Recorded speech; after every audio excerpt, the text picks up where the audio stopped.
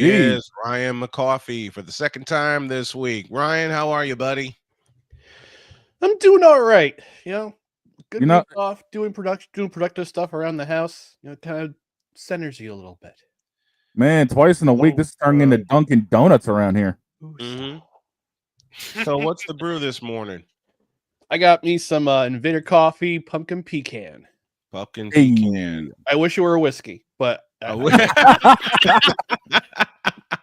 have been saying that since the start of the NFL season. That's what you showed us the first time you were here. That's what I showed you. Guests appear via the Invader Coffee guest line. Invader Coffee, fuel for the fearless. Use the code Snowman to get 15% off your order. All right, Mr. McCarthy. The floor is yours. Before we do that, though. Yeah. Did you guys see what Joey Galloway said yesterday during the No. He suggested, I'm paraphrasing here, so don't quote me. I'm paraphrasing. He suggested that Curtis Rourke should sit out Saturday's game against Ohio State. Why? Because he had concerns that he would wind up like Jordan Travis did last year and have a broken ankle and would be out for the NFL season next year. I think because Joey Galloway is an OSU alum, he just wants him to sit out so Ohio State has a better position in the college football playoff. What if Indiana beats Ohio State? Everyone could see through that. Everyone saw through that. If Indiana beats Ohio State, that not only proves that Indiana are not frauds, but it also proves that Ohio State's on the fall off. Listen, Indiana is no slouch. Who do we hate? Ohio State. Come on, guys. Jeez, work with me. I'm a KU fan. I say K-State. I ain't got a dog in this pony show. I consider myself a pseudo Penn State fan. 2020 kind of ruined college football for me, amongst other things. but you also got to look at the last 2 weeks in college football. You've had two upsets. Well, you've had more than two upsets, but two very important upsets to the college football playoffs.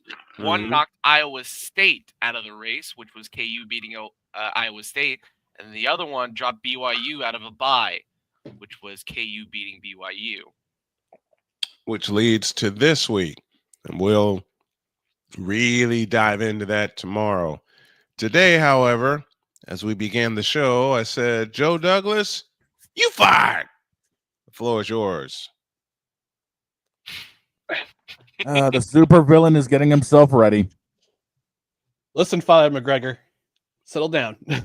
It's Father O'Shaughnessy. I'm not Conor frickin' McGregor. You sound more Scottish than Irish. You're Scotch-Irish. You're Father McGregor. Anyway, Woody Johnson. Have a seat.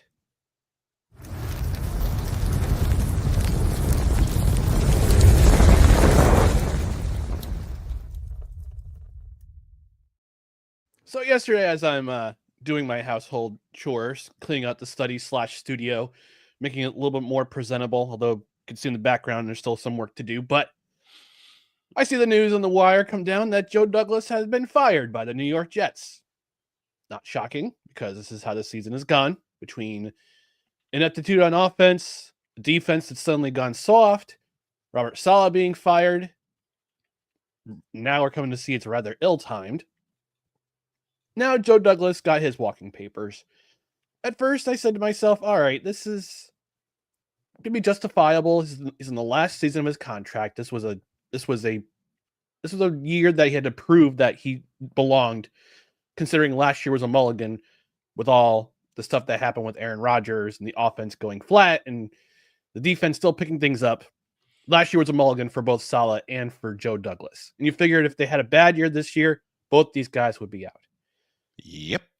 Well, Saleh's gone by after week 5. Mm-hmm. And now it's because it's the bye week, and why not make some news during the bye week, because this is who we are what we're used to as Jets fans. Joe Douglas has been shown the door. And I had some thoughts on it last night. I know credentials required. Ding. So you can check that out. It's the first half hour of the show is just talk about Joe Douglas and the things he did positively and the things he did that were the positive things he did, the negative things he did, which all led to what happened yesterday. So after yesterday's recording was finished, this report comes out from The Athletic, courtesy of Diane Rossini and Zach Rosenblatt, who's a beat writer for the Jets for The Athletic. And we'll talk about Joe Douglas' accomplishments. The 2022 draft was arguably the greatest draft ever in Jets history because he picked up Garrett Wilson, you picked up Jermaine Johnson, you picked up Breece Hall, amongst others. Last year, you picked up Will McDonald. 2020, at least, in 2020, Michael Carter landed. That was the only draft pick that landed. In 2021, they pick up Elijah Vera Tucker in that trade with Minnesota, which was, to be determined because he's had a history of injuries, but otherwise he's still a solid guard. But this article brought up a lot of stunning implications, and this is courtesy of U Stadium. It gives the cliff notes from the article, so I can't go into the article. I'll have to read it later. I have a subscription until January, but this is some of the things that Woody Johnson did that pretty much led up to that are coming out because of due to sources in the Jets organization. So after the team's loss to the Broncos in Week 4, Jets owner Woody Johnson called a meeting with coaches and front office executives and suggested the team bench Aaron Rodgers in favor of Tyrod Taylor. The move apparently stunned coaches and Douglas, who convinced Woody out of it, and that would embarrass Aaron and not all well and not sit well with the locker room. So there's one of the things that Mr. Johnson, one of the things you try to strong arm yourself into. But wait, there's more. Oh no, there's more. Robert Wood Johnson, aka Woody Johnson, fired Robert Saleh with no consultation. He blocked Bryce Huff's extension, which would have kept him on the team. Instead, he wound up walking to the Eagles. He nixed a trade that Joe Douglas was ready to make to Denver, which would have brought in Jerry Jeudy and sent Allen Lazard and a day 2 pick to the Broncos. But wait, there's more. There's more. Woody Johnson's micromanagement of Joe Douglas escalated after forcing Douglas to fire close friend Rex Hogan. Following the move, it's, quote, theorized, unquote, Douglas told staffers, quote, Woody should just fire me now, close quote. But wait, there's more. Oh, no. Oh, yes. Oh, yeah.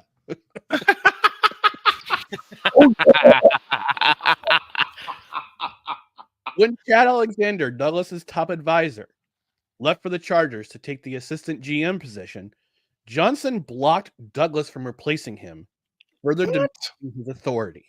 Oh, good grief. But wait, there's more. Oh, no. Oh, yeah. Hassan Reddick held out after Johnson refused to negotiate a contract extension. Tyron Smith and Mike Williams' signings were Johnson-driven. Johnson pushed for the Devontae Adams trade. Johnson benched Tony Adams against the wishes of the coaching staff.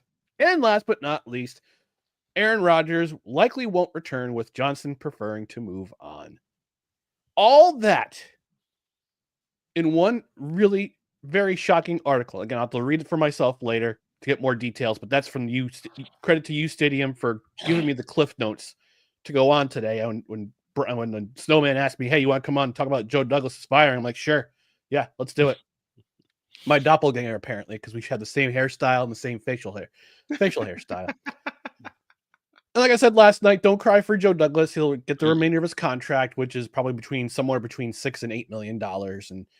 But this comes back to this comes back to culture. This is all culture. Now, I know you guys like to have Aaron Rodgers as your punching bag on this show. I know our buddy Cole Johnson likes to have Aaron Rodgers as his punching bag.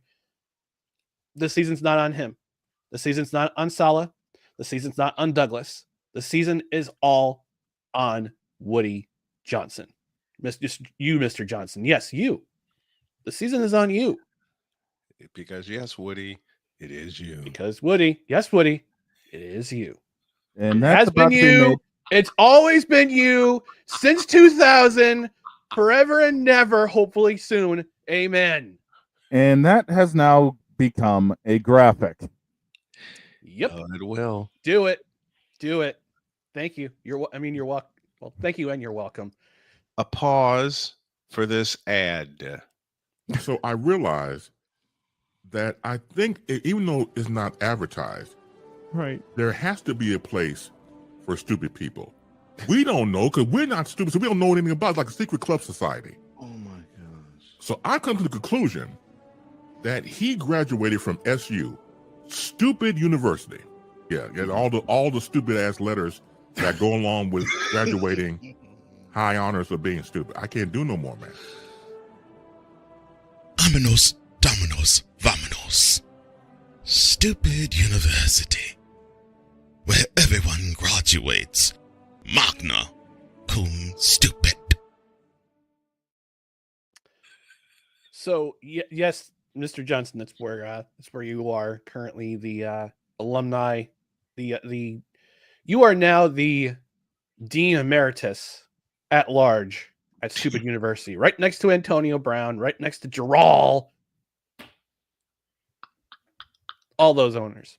Anyway, Right up there next to 70-year-old Kraft mac and cheese bread.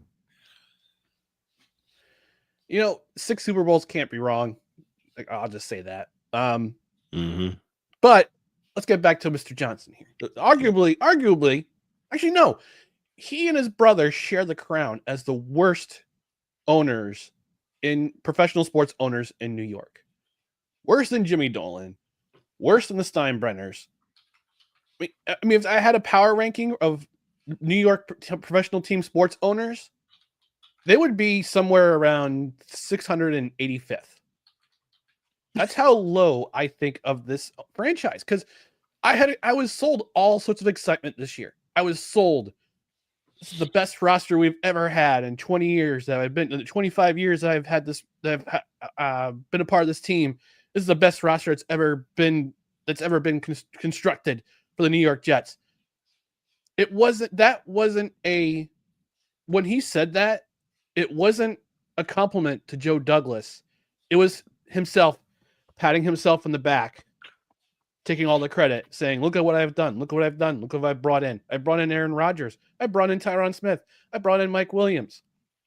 And a lot of it has to do with the fact that he's trying to please the fans. Listen, I love our fan base. We've been loyal. We've been ridiculously loyal to the point of people giving a bunch of their money every year for season tickets. You know what's going to be the hardest job in America come 2025? Ticket sales for the New York Jets, because they're going to have a really tough time convincing fans to renew their season tickets. Because after this season, I don't know about my fellow Jets fans, I've become numb. I had a conversation with my dad last night after I got done recording. We talked about this a little bit. I said, this season has made me numb to football. I can't enjoy football anymore. He says, you kind of seem that way when we talk about football these days.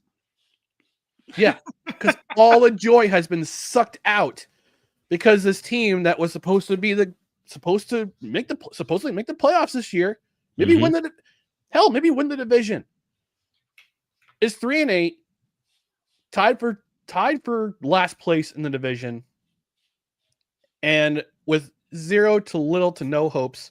Oh, and apparently Woody Johnson, Mr. Johnson, allegedly you wanted the Jets to come to practice during their bye week. Which is the best time to rest your players, is during their bye week. Let them go. Let them be with their families. Let them go on vacation. Let them just relax and regroup. Nope, you said nope, they got to practice. This is why you're awful at your job. Your job should be to sign the paycheck. Your job should be to hire the right people. You've only done one of these things well over the 25 years you've owned this team.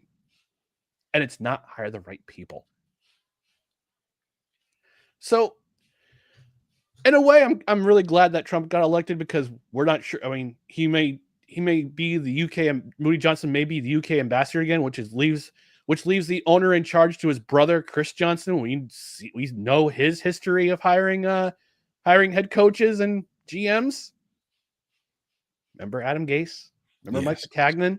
Mike McCagnon. Dear God. Dear God.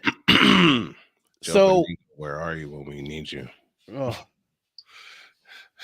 So he's got several options here. Number one, your first option is to hire president of football operations to start the GM search. It's been suggested that Curtis Martin become president of football operations, but I don't know what kind of experience he has in running a football team. Well, he knows how to run a football at least. He knows how to run a football. Thank you, Shane. He knows how to run a football. You know, and I know best because he played for both our teams. So you have that option. Hire president of football operations, get out of the way, let them do the work. Let them hire the next GM and let them work together to hire the next coach. Ben Johnson, we're gonna throw the bag at you, buddy. Just be aware. Number two, you can go off to Britain if you're appointed as UK ambassador. Let your brother hire president of football operations and let them do the right thing and getting this roster right. Or C, you can sell the team to somebody who cares, because obviously your job as owner, you're basically letting the media run what you do. Mm-hmm. And that makes bad ownership. That creates bad ownership decisions. You can't let outside forces run your business. You have to decide for yourself. And unfortunately, all the decisions you've made yourself, from the Saleh firing to suggesting that they bench Aaron Rodgers to now this firing of Joe Douglas, has led you to another awful record, another likely appearance, another likely year of being out of the playoffs, and absolute revolt amongst Jets fans. So those are your options. According to me, at least. You know, you do what you do. You're worth billions of dollars. I mean, heck, you bought the team for $635 million. You could earn 10 times your investment, so to speak, if you sell this team. But sell to somebody who cares. Sell to somebody who cares, who wants to win, who wants to hire the right people to put a great product on the field. Because right now, there ain't nobody coming to your games at MetLife Stadium, that hovel of a stadium, that utterly sterile existing in the Meadowlands in New York. Mm-hmm. All gonna be, and it's gonna be filled with visiting teams fans again, as it has been for the last decade and a half. So you got your choices. I wish you the best, but I also don't wish you the best because of what you did with this team this year. So, Ms. Johnson, you are dismissed.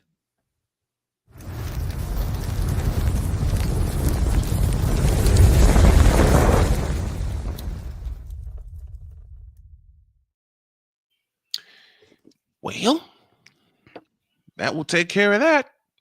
Yep. Now, my question is, isn't it normal for New York media to always ride ownership? I mean, look what they've been doing for the longest time anyway. Mm-hmm. So true. Yeah, but unlike other teams, the Johnsons actually listen to what they suggest. Because there's your problem. Because they want to be the favorite. They want to be this is the people-pleasing ownership group. This is true. Not an ownership group doing what's best for the team. This is an ownership doing what's best to keep the media on their side. Hmm. and it's going to be 16 consecutive seasons with no playoff appearance, or 15 consecutive seasons without a playoff appearance. I feel for him. I absolutely feel for them. I do. I feel for them. Mr. McCarthy, thank you very much for dropping by. We appreciate you very, very much. Thank you. I And had a come lot, on like I back. said, I had a lot to say on last night's program. But as soon as Mhm. when this came out, I had, and when you said you invited me on today. Oh man, I just had to get this off my chest. I've been saving this. And I'm glad you did. I actually didn't sleep for part of the night because I had so much running around I this big know. old cranium of mine. I know know. the Finding the feeling. right words to say. Hey, we all know the feeling. Thank you, Mr. McCarthy. As I mentioned, all our guests appear via Invader Coffee. Use the code Snowman to get 15% off your order. Check out No Credentials Required, where you don't need a press pass to talk sports with our buddy Ryan McCarthy and his crew. You have a Saturday brunch, do you not? We have Saturday. We have a program on Saturday, 10 a.m. Eastern, and then we have a program next Thursday on Thanksgiving. Okay. We're doing Thanksgiving special at 10 a.m. Eastern. Thanksgiving special. All right. And always a Tuesday, 7:05 Eastern, OG show. We got it. And don't forget Three Rails Metro Hockey Podcast too. Nice. Drops on I like Mondays. that podcast. Thank you. I've subscribed to it. I like that podcast. Thank you. I like how that's set up. Thank you, sir. We appreciate you. Thanks, fellas.